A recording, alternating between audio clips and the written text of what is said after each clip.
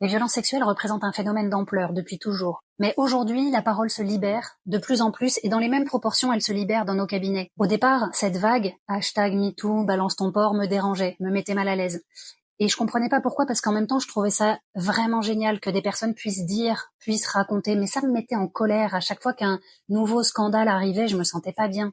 Bon, j'ai bien compris qu'il y avait quelque chose qu'il fallait que je travaille à l'intérieur et de toute façon, j'étais obligée de le faire pour moi et aussi pour toutes les personnes qui arrivaient massivement dans mon cabinet avec ces mêmes problématiques. Alors, j'ai étudié, je me suis formée, j'ai avancé dans ma propre thérapie, j'avais fait une analyse d'une dizaine d'années qui n'avait jamais abordé ce sujet-là. Et tout ce que j'ai pu révéler dans ma propre thérapie m'a servi à confirmer ce que j'apprenais, ce que j'étudiais.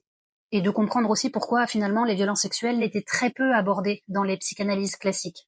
Et évidemment, ça a beaucoup changé ma pratique en cabinet. J'ai enseigné l'hypnose pendant 7 ans pour un grand institut parisien et à la demande de personnes dont je supervise la pratique, j'ai créé une formation